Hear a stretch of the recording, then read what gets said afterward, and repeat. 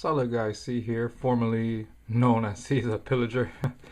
I changed my name because I wanted to change it to my liking, and it was a name that I wanted to do, and I came up with, and I really like it a lot, so I kept it. So this time around, I'm gonna do a video based on a standard deck that I compiled, known as the Abzan standard deck. Now this deck, I had predicted formally, or in the past we should say, that Abzan would be a strong force in the new standard, and I was correct, because in the Pro Tour of Honolulu I relaxed one with an Abzan deck, and Abzan is a pretty solid deck to play in standard right now, as well as Jeskai and all the others. Story about this deck actually is this is what I've compiled so far. It's almost complete, but it's pretty good. Keep in mind, some of the cards you are pretty expensive. Some people might not afford it and all that. So I'll explain like budget and alternatives you can do, and as well as, making a really good deck. So let's get right to it. And here we go. This is the Abzan standard deck. Right here we start off with two Elvish Mystics. Why Elvish Mystics? Well, they tap for green mana. I mean, it's a one mana cost creature for green, a 1/1. You tap it, add green to your mana pool. Formerly I had Fleecemane's Lions, but I removed it because I wanted to fix my mana, and you'll see why when I show the rest of my deck. But so far it's been pretty good. It's giving me results. So I have two of these just to filter out my mana and all that. So really good card to use. Affordable as well. Two Despises. I may be criticized for using this card, but it's a very good sorcery. Almost the same as Thoughtseize, yet a little drawback, but it's still good. You get to choose a creature, planeswalker card from it, and make the opponent discard it. So, and it's 1 mana. And the plus side about this is that you don't have to pay the 2 life. So that's what I like about it. It's really nice. So I'm probably one of the few players that actually use it. And then we have, you guessed it, 2 Thoughtseize. 2 for 1, well, 2 of them, 1 black each. And it says target player reveals his or her hand, you choose a non-land card from it, discard the card, pay 2 life. Really powerful card. Absolutely love it. I mean, it goes against opponents' decks and everything, and it makes them discard it. I mean, I absolutely love it, as well as it combos off of Despise really well. I thought Thoughtseize, get it? I thought Thoughtseize, in my opinion, is great, but to have like 4 of, you need to have a consistent life gain kind of deck. And the deck I play is pretty versatile, which you'll see later on. Not all the aspects involve life gain and all that, so, but it's a pretty good deck, which I'm going to show right now the rest of the cards, but really great card to have. Next, we have these cards right here, Sylvan Caryatids. These cards are expensive right now. Why? Because they're high in demand and they fix your mana, and for good reason. It is 1 colorless, 1 green. It's a Defender Hexproof. And you tap it, you add 1 mana of any color to your mana pool. 0/3. Enough said. These cards you gotta play a 4 of if you're gonna play green in your deck, just to filter out your mana pool. I mean, it is amazing. It stops, people from getting you with spells and all that. And it's a good defense mechanism as well. There's a better one out there, which is Nyx Fleece Ram, which I really like. Which is 1 white, 0/5, gain 1 life during upkeep and all that. Formerly I was going to add it to the deck, but I kept these, so I went with that. I mean, good to have. By the way, the Sylvan Caryatid, big deal. It's going to be in the Eternal formats, so it's good to have them around. And it's expensive as well, so there's alternatives. I mean, there's like Voyaging Satyr and Elvish Mystics. I mean, you could actually work it out with that. And I play 4 Abzan Charms of converted mana cost to 3, 1 white, 1 black, 1 green. And it says it's an instant. Choose one Exile target creature of power 3 or greater. You draw 2 cards and you lose 2 life. Distribute 2 +1/+1 counters among 1 or 2 target creatures. I love this card. People play less of this card, but I play full playset. Why? Because of versatility. Because there will be situations where you'll play this deck, like you might not have enough creatures, so you have, all right, exile target creature of your opponent, or you might not have enough cards, so you draw the 2 cards at the cost of, you know, you losing 2 life, but it still helps you out. And then you distribute 2 +1/+1 counters among 1 or 2 target creatures. Pumps them up. Really love this card. That's what I have a 4 of. I was considering, you know, keeping some other cards, but this is the cards I went with, so it's pretty good. Affordable as well.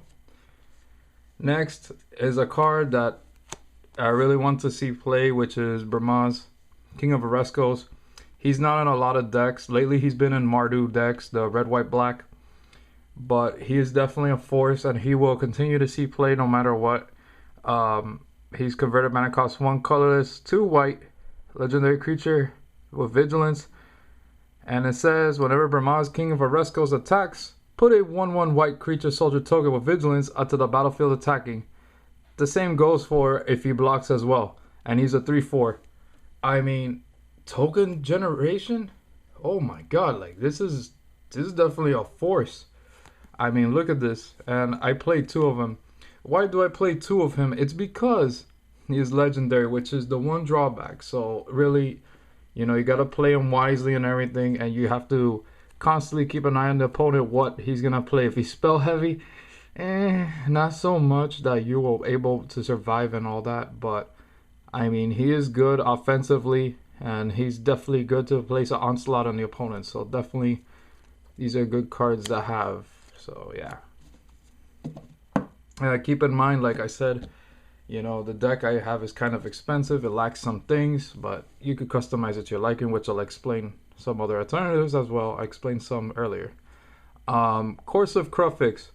1 colors, 2 green, and basically you just reveal the top card of your library once it's in play, and you play the top card of your library if it's a land card. Whenever land enters the battlefield under your control, you gain 1 life, 2/4. Now this is something that I'm going to get criticized for, I bet, because people play a full play set of this card. I play 2 of this. Why? To make room for Bramaz. That's just me. Deal with it. It's my deck. I mean, I just wanted, you know, to play combat tactics as well. That just, you know, gain life here and there. So it's like a mishmash, kind of. Basically, this card is your life gainer, and it lets you know what's on top of your deck and what to expect and everything. And I like having vision. The downside is your opponent has vision, and this guy is not good against mill, unfortunately, because once the opponent sees you have a good card at top, I say, oh, I'm going to mill that, no problem, he'll be gone. So, sorry about that, drinking a smoothie. Needed that. Yeah, basically it goes against mill and all that, so it doesn't do well against mill. But it is a great card. Definitely play it if you want to gain that life as well as have vision. It's really good. Plus, you get to bring in a land card if, you know, you don't have a land. Let's say for that turn, you have Pap in the top deck a land. Brings it in immediately, puts it in. Absolutely love it. Next, we have a full playset of Heroes Downfall. What is Heroes Downfall? I call it Murder Plus. It is an instant. Destroy target creature or planeswalker for the cost of 1 colorless and 2 black. Simply amazing. I mean, this is the card that will dominate Standard for time and time again until it ends. And it's still dominating to this day. And it is amazing. Well, take out creatures, take out planeswalkers. Done deal. Just stomp on them. And it's just done. Very simple. I mean, great card. Absolutely great. I was happy when they brought that out. And one card that doesn't see a lot of play in Abzan, which I cannot explain and I can't wrap my head around it. Most decks don't play it. Is Reaper of the Wilds. 2 colors, 1 black, 1 green. It's a very beneficial creature. You'll see why. Affordable, actually. It's a very affordable creature. So if you're playing Abzan, definitely pick this up. or Sultai or whatever. Whenever another creature dies, scry 1. For 1 black, Reaper of the Wilds gains Death Touch until end of turn. And for 1 colorless, 1 green, Reaper of the Wilds gains Hexproof until end of turn for 5. I mean, this creature is very versatile for every combat situation. I mean, it is simply amazing.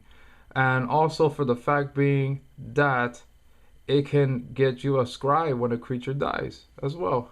Plus, here's the thing that that was previously said, and I was watching the Pro Tour of Honolulu, and this guy made an interview. I don't remember who said it, but when you bring a creature in, you pay the mana cost. Just pay the mana cost just to cast it, not the additional. In this case, I say pay the additional. Consider Reaper of the Wilds as a 6 mana creature, not a 4. So when you bring it into play, be sure to pay the 6, which is the converted up here, and the 1 colorless and 1 green. So against hexproof, so it doesn't die. So that's all things considered. Now, if it was Fleecemane Lion, then that's a different story, you know. But really good card. Affordable, really love it. I mean, get it if you get a chance. I mean, it's really good. I played 3 of it. I mean, simply amazing. Next, we have the star of my deck, which is Siege Rhino.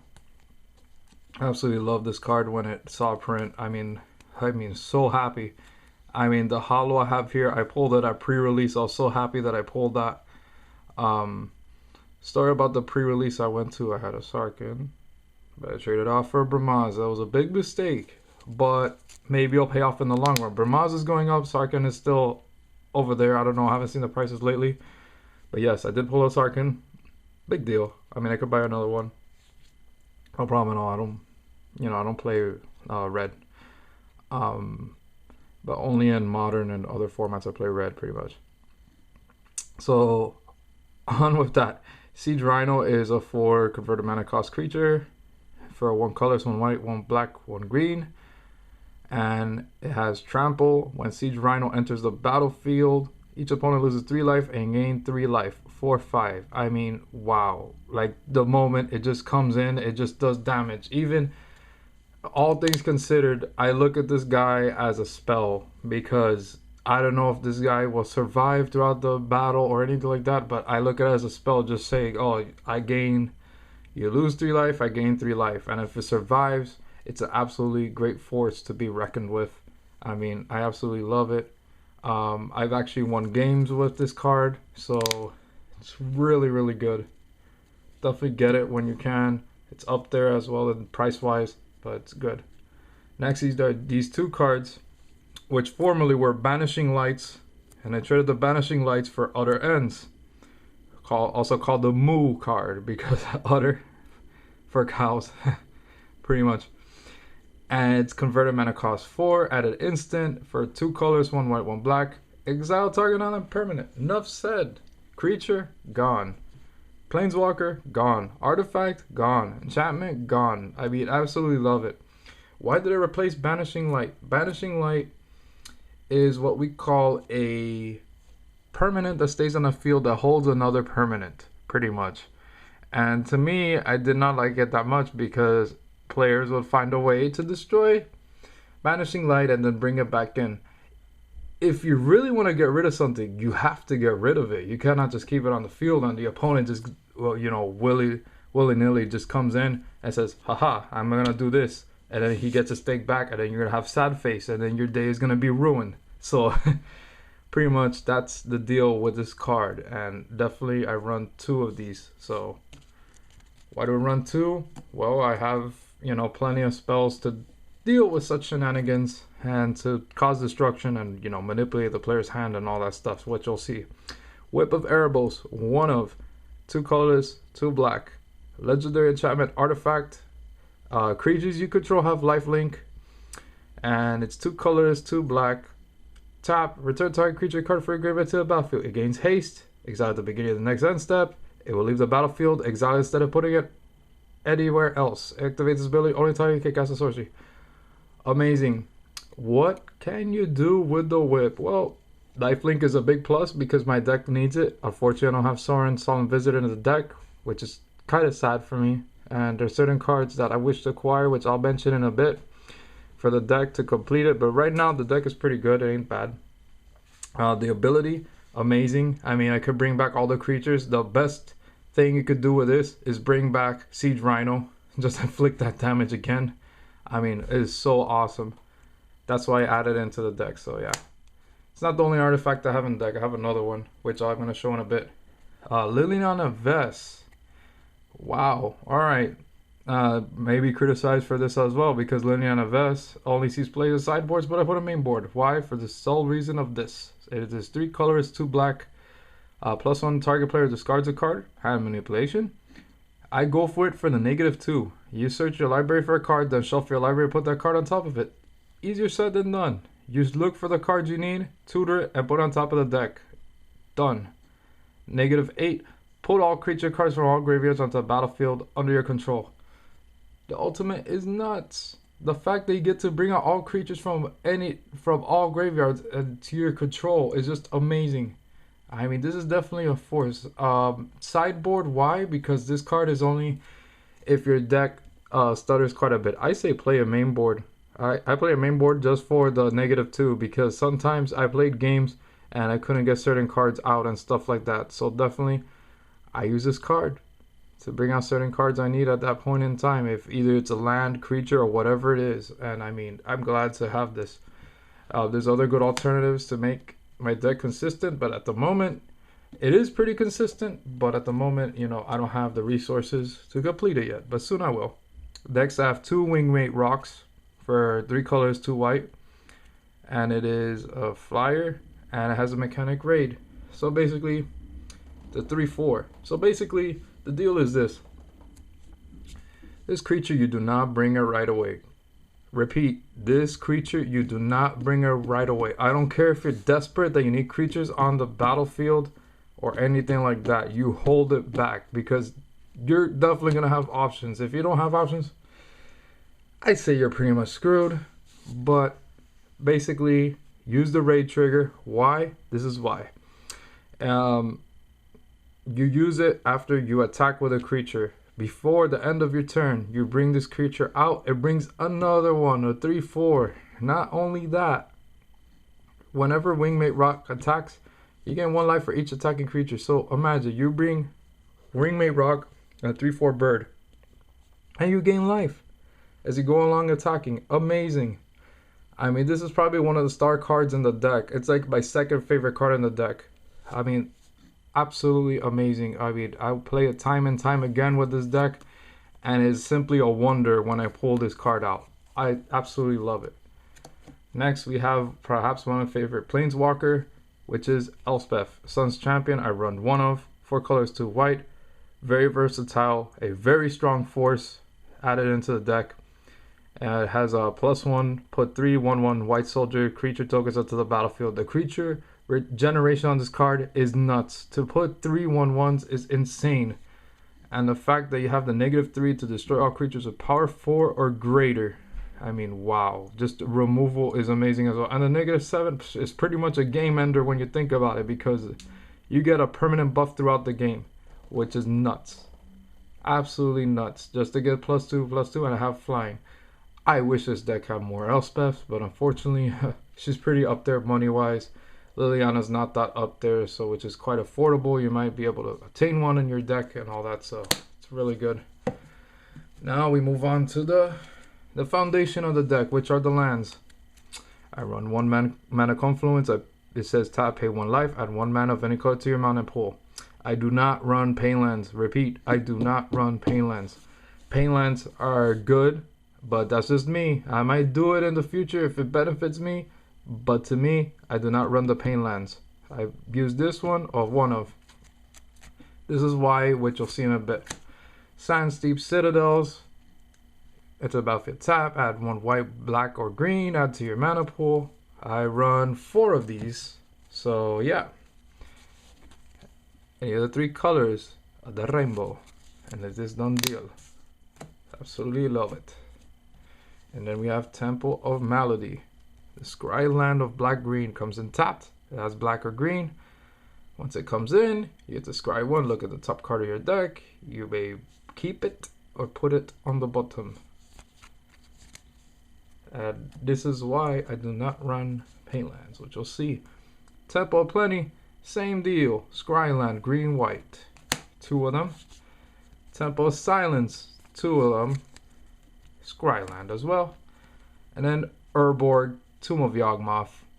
Each land is a swamp in addition to its other land types. Basically filtering to bring out black. That's what this card does. So yes, definitely a one of and a must have. And as for the basic land base, 4 forests,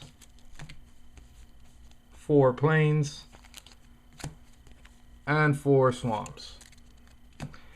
And that is the main deck. Now I'm going to demonstrate the sideboard, which is really interesting. It's pretty different from any other sideboards I've seen of Abzan, and I don't know why people don't run this card. Abzan Ascendancy, not a card many people run. Why? Because the risk of removal. It is 1 white, 1 black, 1 green. When Abzan Ascendancy enters the battlefield, put a +1/+1 counter on each creature you control. And it says whenever non-token creature control dies, put it 1/1 white creature token with flying into the battlefield. Token generation. Awesome. Awesome enchantment. People are afraid to play this due to the fact because of removal. I see opportunities with this. I definitely see great opportunities. There's a card that combos off with this, which I'm going to show in a bit. So just hang on and you'll see what it is. But definitely a card that doesn't see much play in decks, and I'm looking forward to see play. And Offense of the Foremost. 1 white, 1 black, 1 green, legendary creature, human soldier. Whenever an Offense of the Foremost attacks, put a +1/+1 counter on another target tap creature you control. If a creature card will be put into an opponent's graveyard from anywhere, exile it instead. 4/4. This is the Delve Hoser. Anybody who likes to use graveyards to their benefit to cast spells and all that, this counters it. Absolutely. It gets it done. I mean, it's like a Loxodon Smiter, if you remember, from Return to Ravnica for 3 for 4/4. Simply a value card. But I suggest play one of. Why? Risk of removal, because it can get, you know, countered or it can die or something like that. But if it's to your advantage, you do it. You bring it out. Simple as that. 2 Bile Blights for 2 black. And it's an instant target creature, and all other creatures with the same name as that creature get -3/-3 until end of turn. I run 2 of these. Strictly for the reason of tokens and some certain creatures that are very annoying to me. In particular is Mantis, that I can't stand. Mantis Rider, which is just sky color, red, white, blue. I love that creature, but I don't have it. I hope to get multiples of it soon. But it definitely holds them down, which I love. So definitely get this card strictly for tokens or shenanigans or creature shenanigans that they get multiples of. The card I might get criticized for, Bow of Nylea. This is the other artifact. 1 color is 2 green. Legendary enchantment artifact. Attacking creatures you control have that touch. Sorry if I do the voices as I get bored. And I am pretty like to entertain myself and have fun with it. So yeah. Attacking creatures you control have death touch. So great defense mechanism. Not just that, it's pretty versatile. Read this. 1 color is 1 green. Tap. Choose 1. Put a +1/+1 counter on target creature. Or Bow of Nylea does 2 damage to target creature with flying, or you gain 3 life. Or put 4 target cards from your graveyard and the bottom of your library in any order. Pretty versatile. Absolutely love it. I'll probably use it for the +1/+1 and the gain life aspect of it. The other ones are situational. It depends how the game is going. And it'll be an add-in if there's not enough removal. Next is another card I underrated. Very, very well underrated card. And I definitely add this to my deck. It's Doom Blast. 4 colors, 1 white, 1 black, 1 green. Sorcery. Choose up to 1 creature. Destroy the rest. Oh my god. This card changes games. Just by bringing it out. I mean, I absolutely love it. I criticized this card in the beginning, said this card sucks. I would have added it to my deck. Wrong. This card is really good, and I'm glad that I obtained one, and it's definitely a force to be reckoned with. It is affordable, and it's really good to add in a deck. Expensive, but does the work. Absolutely love it. As well as another board wipe, which is End hostilities, 3 colors, 2 white. Destroy all creatures and all permanents attached to creatures. So another board wipe. Gets the job done. Takes out all creatures and all that. Now, I have 3 board wipes because I do have another end of hostilities. If you want, leave me a suggestion to do a change to take out one other end hostility. Perhaps a murderous cut. Perhaps something else. I don't know. But it's really good. I mean, end hostility is affordable, as well as Doom Blast, as well as other end, as I mentioned earlier, for a deck. But it does combo off of Abzan Ascendancy. Now, I'm thinking maybe I take out one in hostilities and add one more Abzan Ascendancy just for consistency. Maybe I'll do that. Who knows? But it is really good. So definitely something to look at. Erebos, God of the Dead is our next card. 3 colors, 1 black. Indestructible. It's a god. If it has devotion less than 5, it isn't a creature. If it has it, then it's gonna wreck face. And your opponents can't gain life. 1 color, 1 black. Pay 2 life, draw a card, 5/7. I really don't use the draw card feature. I only use it for emergencies. But the fact that you see an opponent getting too much life, like say they use the sheep card, like Next Fleece Ram, yeah. Or that type of shenanigans that they want to gain life, I use it. Definitely a good card that holds them down, definitely. Next we have a card known as Mass Calcify, which is another board wipe, which is 5 colors, 2 white. Destroy all non-white creatures. So if your opponent, you're playing your first round and you see your opponent does not play any white creatures, this is the card to get, and you will definitely win just by having this card around. I mean, it is to your advantage if they don't run any white creatures. And this is a card that doesn't see a lot of play as well. It is Resolute Archangel, 5 colors, 2 white. This is the panic button of my deck. If I know I'm dying, this girl will bring me back. Basically, it brings me back to my beginning life total, brings me back to 20 once it comes in, and it's a 4/4 flyer. I mean, I absolutely love it. It's a lifesaver, saves lives in games, and it could really help you out. If you see an opponent plays too much burn or is aggro, you add this card in. I can't stress it enough. It is very good. I run one of it because I have options, so it's very, very good. Absolutely love it. The one big card in my sideboard that I really love so much that not enough decks play, and I can't stress it enough, this card has actually won me games, and previously there's been certain versions of this card in the past that I played that actually helped me win games as well. And this card is Stain the Mind. I run 4 of because I am a bastard and I'm very aggressive. I mean, when I play this, I am very aggressive and I make sure that the opponent doesn't have any options. Why? Because as Convoke, to lower down your mana cost when you tap the creatures, to lower the mana. And then it says name a non-land card, search target player's graveyard, hand, and library for any number of cards with that name and exile them. Then that player shuffles his or her library. Oh my god, I mean, this card, my favorite sideboard card. Definitely that's something that I use and everything. I mean, Planeswalker, I call Elspeth, gone. I call Sorin, gone. Mantis Rider, gone. Nyx Fleece Ram, gone. I mean, simply amazing. And this card is affordable, as well as Resolute Archangel, as well as Doom Blast, and the board wipes I just mentioned. All that's affordable. I mean, this is a very good card. Play it if you must. I don't understand why the top 8 decks right now does not run this card. They run anything else but this card, which I do not understand. I can't comprehend. It is very good and very efficient, and it does the job. I absolutely love it, but I just can't understand why people do not play that card. So this has been the Abzan. It's the Rock.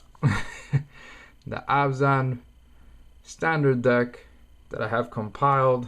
If you have any comments, likes, subscribe if you want to see more content.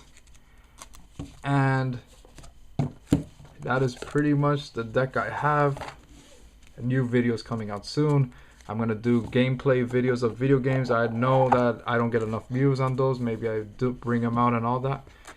But we'll see what the viewers like and everything. So we'll see what we bring us. So yeah, this is Solid Guy C signing out. Have a nice day.